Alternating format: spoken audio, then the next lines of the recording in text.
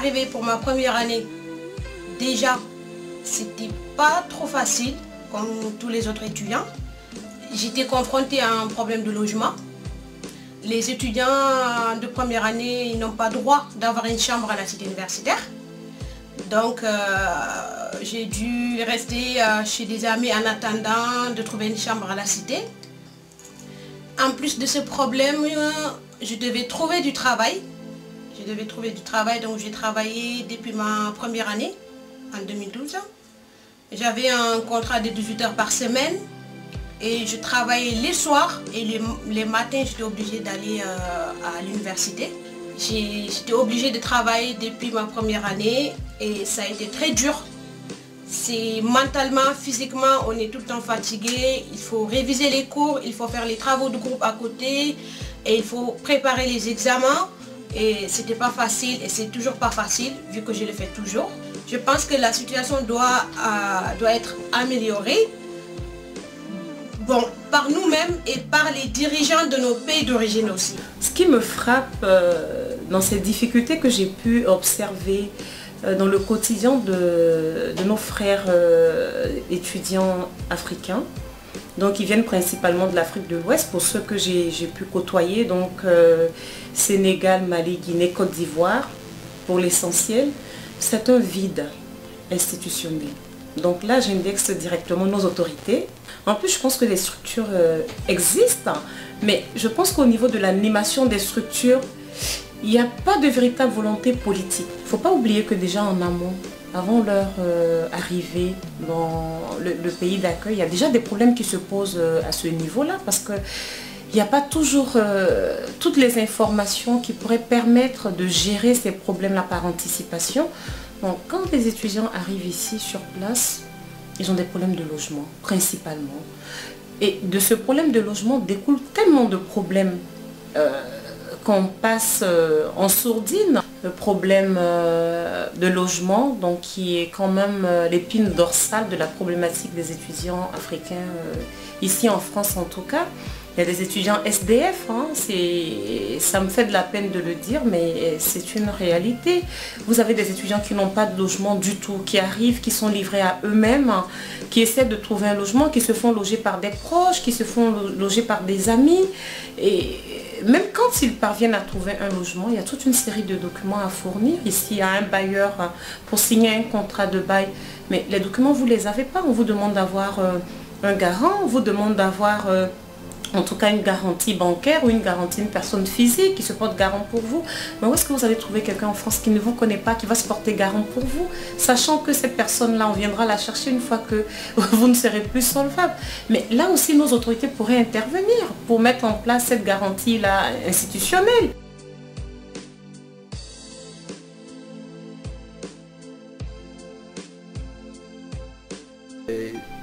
La complication réelle qui est là, c'est l'histoire de compte bloqué. Parce que souvent, on demande aux étudiants, ceux qui ont une admission, d'avoir un compte bloqué d'un certain montant, 7 000, 6 000 euros en France. Et ce qui n'est pas vraiment évident pour tout le monde. Donc là, ça pose problème réellement souvent. Voilà. À côté aussi de cette histoire de compte bloqué, c'est aussi l'hébergement donc en France. Parce qu'il faut savoir que quand on fait une demande de visa, donc moi à l'époque où je suis arrivée c'était un peu plus simple, mais j'ai mes petits frères qui viennent d'arriver, c'est un peu compliqué. Et on demande à l'étudiant d'avoir un logement, ou en tout cas un hébergement avant son arrivée en France, ce qui n'est pas forcément évident parce que si on n'a pas une personne qui peut nous faire une attestation d'hébergement, en fait on se retrouve à prendre une réservation d'hôtel. Et une réservation d'hôtel de 3 mois, c'est quand même à côté du compte bloqué une grosse somme d'argent. Quand le compte est bloqué, une fois en France, c'est pas parce qu'on est là aujourd'hui que demain on a accès réellement à son argent qu'on a bloqué. Parce que effectivement, nous on a eu ce problème avec certains étudiants qui n'étaient pas au courant. Les parents ont mis 5 000, 6 000 euros sur leur compte. Donc quasiment ils sont venus peut-être avec 50 euros en poche pour dire que non, une fois là-bas, tu as tes 6 000 euros qui t'attendent. Mais non, quand ils sont arrivés, il y a la première dépense qu'il faut faire. Il faut payer peut-être les premiers mois de loyer, les inscriptions, et en tout cas des petites dépenses, mais ils n'ont pas accès tout de suite à l'argent. Donc là aussi, il il faudra aussi revoir ce plan-là pour qu'une fois que la personne ouvre son compte, qu'elle ait directement accès à son argent, voilà, parce que c'est son dû. Mais au-delà de tout ça, c'est quand même des accords bilatéraux, quoi.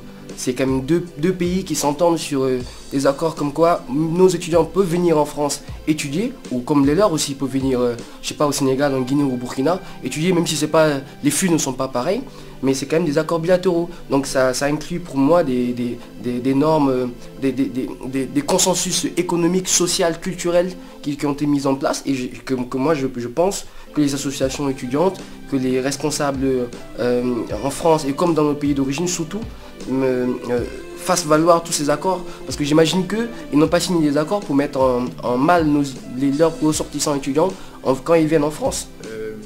Donc d'année en année ça devient compliqué, surtout cette année j'ai été confronté au cas d'un étudiant. Ils sont déjà plusieurs, mais il n'y a qu'un étudiant qui m'en a parlé. Ça fait 3 mois ou 4 mois, ils ont déposé les papiers. Jusque-là, ils n'ont pas de titre de séjour. Et on n'évoque aucune raison pour leur dire non, voilà, pourquoi on ne vous donne pas d'abord le titre de séjour. Il y a un point que je trouve dommage, c'est le fait que on doit faire nos études dans un cadre bien précis. C'est-à-dire que quand on est là pour un master, on doit le faire en 5 ans. Pas un an de plus, pas un an de moins. Enfin, pourquoi je dis ça? Parce que par exemple, quand on a une envie de, je sais pas, faire 6 mois de césure ou 1 an de césure pour aller faire un stage à l'étranger ou faire un voyage linguistique ou autre, on n'a pas du tout cette possibilité-là, parce que rien que le fait d'interrompre ses études pendant une année ou pendant un certain temps, ou de ne pas être allé en cours, ça fait que directement on perd son droit au séjour en fait en France en tant qu'étudiant. Alors que ça, moi je trouve ça franchement très dommage. Quand on voit par exemple au jour d'aujourd'hui l'importance qu'a l'anglais ou le fait d'avoir vu d'autres pays et autres, nous on n'a pas cette possibilité. Moi j'ai beaucoup de camarades de promo qui ont pu aller faire des voyages, découvrir, apprendre l'anglais, alors que moi je disais c'est dommage, moi j'aimerais bien, j'en aurais la capacité ou l'envie, mais on ne m'offre pas cette possibilité. Enfin, le logement, déjà le CROUS est là, heureusement d'ailleurs, il facilite un peu l'accès au logement dans certaines villes, mais dans d'autres, si tu n'es pas boursier, tu n'as pas accès au logement CROUS. Et là, ça a été le problème de beaucoup de gens et tout, que je connais personnellement. Le logement, s'il y a des difficultés, notamment pour ce qui concerne l'histoire des garants. Parce que moi, quand je suis arrivé ma première année, je ne savais pas, j'étais en train de faire mes papiers, et la dame avec laquelle j'étais m'a dit: est-ce que vous avez un garant? Je dis: mais c'est quoi le garant? Elle a rigolé, quoi. Elle m'a dit non, parce que monsieur Kaba, si vous n'avez pas le garant, l'université pour la chambre au CROUS, ça va être compliqué. Il dit: ah ben je ne savais pas. Elle m'a dit: il n'y a pas de problème, l'université, bon c'était à l'époque l'Institut national polytechnique de Lorraine, peut se porter garant. Donc ça veut dire qu'il y a l'université, mais ils ont arrêté ça. Et pour le changement de statut, la vraie difficulté que moi je peux évoquer, c'est, parce que là puisqu'on en parle, c'est l'occasion d'évoquer la circulaire que Sarkozy avait, en tout cas au temps de Claude Guéant comme ministre de l'Intérieur, et qui, disons, sélectionnait certaines spécialités. Tout ça, ça montre à peu près ce qui motive les gens, et en tout cas ces gens qui sont dans leur bureau et qui ne connaissent pas la réalité que vivent les étudiants, et même je dirais les entreprises. Parce que les entreprises françaises, s'ils sollicitent un étudiant, c'est parce que réellement l'étudiant peut apporter quelque chose à son entreprise. C'est pas parce qu'il a des beaux yeux ou c'est pas quoi. Moi je rajouterai encore, toujours dans la même dynamique de ce que je disais, la France a tout à gagner à mieux s'intéresser aux étudiants, quoi. Et nos pays aussi ont tout à gagner à mieux vendre nos étudiants. Parce que à force de vouloir encore une fois de plus pour les maintenir dans des cages, on bloque des talents. Mais moi je pense que la priorité c'est d'abord que nos gouvernements prennent conscience des difficultés que nous rencontrons ici et qu'ils utilisent au maximum leur pouvoir de négociation d'abord. Parce que si eux-mêmes ne respectent pas, comment on veut que l'État français nous respecte? Et moi je pense que c'est la priorité. Et à côté de cela, que nous qui avons la chance d'être des acteurs au niveau des associations, de porter le combat. Il va durer le chemin mais pas impossible.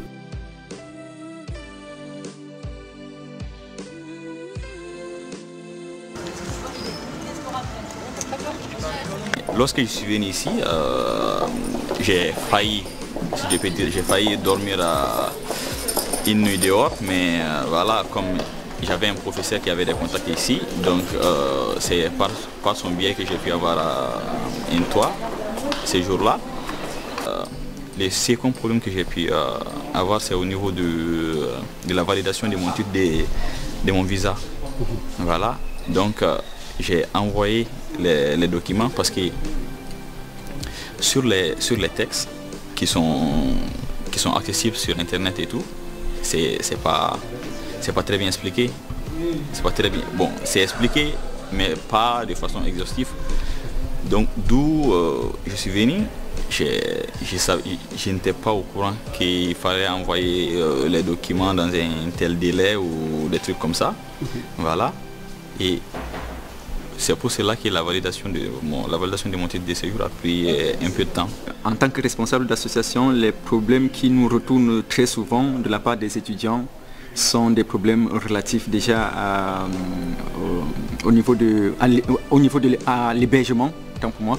Donc les problèmes relatifs à l'hébergement, parce qu'un étudiant qui vient directement de l'Afrique est obligé de présenter par exemple un garant.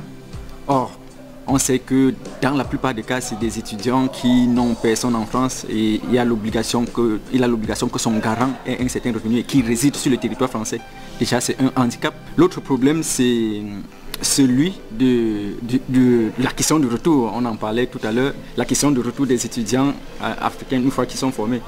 Il se pose toujours comme un dilemme entre lorsque l'étudiant a fini sa formation, quand il faut rentrer, est-ce qu'il faut rentrer? S'il faut rentrer, on rentre dans quoi? On rentre pour faire quoi? Parce que justement, il n'y a pas toujours de perspective claire parce que l'environnement socio-économique ne leur garantit pas toujours la possibilité de valoriser les savoirs qu'ils ont acquis pendant des formations. Et très souvent, ils s'autofinancent pendant toutes ces formations. Ils ne bénéficient pas de bourse. Donc ils dépensent leur argent, ils travaillent pour payer leur formation. Mais à la fin, il faudrait qu'ils rentrent travailler et il n'y a pas toujours de structure qui facilite ce retour ou bien qui les accueille et qui facilite leur insertion professionnelle. Je pense que les problèmes auxquels les étudiants sont confrontés ici à Grenoble, d'une manière générale en France, est parfois lié aux problèmes de finances. Parce que vous rencontrez parfois des étudiants qui viennent en France, qui obtiennent une prescription, qui font partie d'une famille démunie, qui n'ont pas forcément les moyens pour pouvoir, une fois en France, avoir des revenus pour avoir un logement, avoir des revenus pour leur inscription à l'université. Par exemple, au niveau de l'association des étudiants, on a rencontré quelqu'un qui avait des problèmes, qui disait que voilà, il est là, il a des problèmes, depuis quelque temps il ne mange plus, il n'a plus de ressources et il ne peut pas sortir demander parce qu'il n'a pas cette éducation-là, il n'a pas été éduqué pour pouvoir quémander. Maintenant, il n'a plus le choix, il faut qu'il demande de l'aide et il a fait recours aux associations et on a essayé par exemple de mobiliser pas mal de gens, des cotisations pour pouvoir l'aider, pour qu'il puisse payer son logement, mais pour qu'il puisse également manger. En tant que dirigeant d'association, moi je me rends compte que la question de l'enseignement supérieur à l'étranger n'est pas une priorité pour nos dirigeants. Moi je pense qu'aujourd'hui il y a beaucoup de questions, de problèmes auxquels les étudiants sont confrontés et que ces dirigeants-là pouvaient y apporter des solutions, même pour les bourses aujourd'hui, les bourses d'études, pour pouvoir solliciter par exemple les dirigeants au niveau du Sénégal, c'est tout un problème. Les critères d'attribution des bourses, on ne sait pas trop comment ça se passe.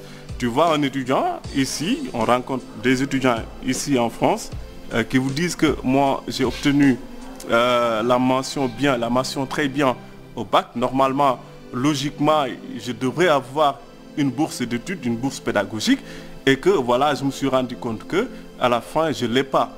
Vous voyez par exemple un étudiant qui a des liens avec quelqu'un qui est au pouvoir, qui est au niveau du gouvernement, qui n'a pas forcément ses résultats au niveau de l'examen et qui a une bourse. Moi je pense que si on pose ce problème-là à ce niveau, on pourrait y trouver des solutions. C'est-à-dire qu'on essaye de ne pas privilégier le clientélisme politique pour répondre à des questions liées à l'éducation, qu'on essaye tout simplement de privilégier la méritocratie, c'est-à-dire les étudiants qui ont véritablement le potentiel pour avoir des ressources, des bourses, qu'on les donne. Et ne pas tout simplement privilégier ceux qui appartiennent à tel ou tel parti politique. Donc je pense que si on arrive à régler ces problèmes-là, les problèmes au niveau ici en France concernant les étudiants pourraient être à mon niveau, être réglés et ne pas également attendre qu'il y ait des problèmes. Je vous donne juste l'exemple, un exemple ici à Grenoble. Il y a une résidence donc, qui a pris feu ici à Kondiac et ça a concerné 6 étudiants sénégalais. 6. La plupart de ces étudiants ont tout perdu. Mais on a fait recours à l'État du Sénégal. On a saisi directement le ministre Mary Teuw Niane, le ministre de l'Enseignement supérieur, pour lui dire qu'effectivement il y a un problème parce qu'il y a des étudiants qui ont tout perdu. Nous, en tant qu'association, on n'a pas les moyens pour pouvoir régler ces problèmes-là. Mais eux, automatiquement, ils ont pris une décision au niveau de l'État en disant que tous ces étudiants-là, maintenant, on va les attribuer, on va les octroyer des bourses. Mais pourquoi attendre qu'il y ait des problèmes pour régler les problèmes de logement auxquels les étudiants sont confrontés? Moi, je pense que les problèmes, il faut les prendre au sérieux bien avant que ça surgisse. Ne pas attendre qu'il y ait des catastrophes, ne pas attendre qu'il y ait des problèmes pour réagir. Il y a des problèmes de logement qui se posent, il y a des problèmes de bourse, il y a des problèmes de finances. Moi, je pense que nos États doivent venir négocier et discuter avec les étudiants pour qu'ensemble qu'on puisse trouver des solutions et ne pas attendre qu'il y ait des catastrophes pour réagir. Moi, je trouve ça très désolant.